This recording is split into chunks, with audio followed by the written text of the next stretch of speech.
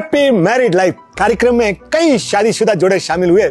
माहौल बड़ा खुशनुमा था और कुछ ही देर में मनोविज्ञान के प्रोफेसर मंच पर आते उन्होंने देखा कि सभी लोग शादी को केवल मजाक और हल्के रिश्ते की तरह ले रहे हैं। तो वो मुस्कुराए और बोले, आज मैं आपके एक खेल खेलना चाहता हूं आपके साथ। बोले, कौन सा खेल सर? तो प्रोफेसर साहब ने कहा कि एक विवाहित महिला नीलिमा को मंच पर बुलाया। फिर उन्होंने एक ब्लैक बोर्ड पर बोला कि 25-30 नाम लिखिए जो आपके जीवन में सबसे ज्यादा प्रिय है। नीलिमा ने सबसे पहले अपने माता पिता के नाम लिखे, फिर पति, बेटे, भाई बहन, रिश्तेदार, दोस्त, पड़ोसी, कोलीग्स सबके लिख दिए और कुछ ही मिनटों में पूरा बोर्ड नामों से भर गया। अब प्रोफेसर बोले, इनमें से 5 नाम ऐसे लोगों के मिटा दीजिए जो आपके जीवन में कम महत्व रखते हैं।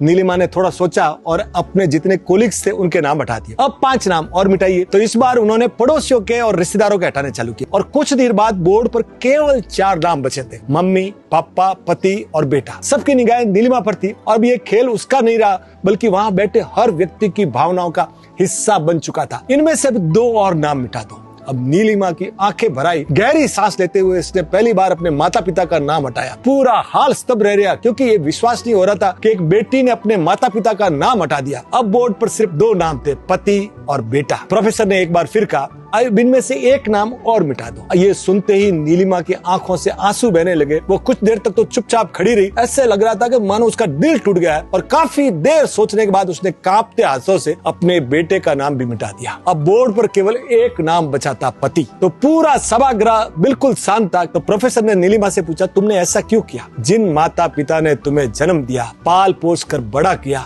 उनका नाम मिटा दिया।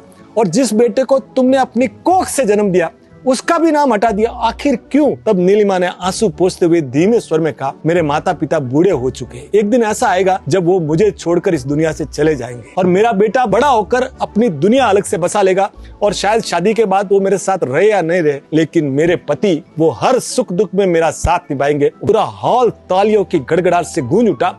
कई लोगों की आंखें नम थी। प्रोफेसर साहब मुस्कुराए और बोले कि जीवन में हर रिश्ता महत्वपूर्ण होता है, लेकिन पति पत्नी का रिश्ता सबसे अलग होता है। ये साथ रहने का नहीं बल्कि हर परिस्थिति में एक दूसरे का सहारा बनने का रिश्ता है।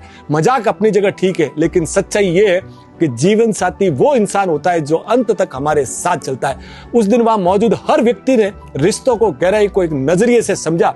तो साहब, ये वीडियो आप अपने जीवन साथी को जरूर भेजिएगा। जोड़ियां ऊपर से बनाकर आती है, तो साहब उनका सम्मान कीजिए। Thank you sir.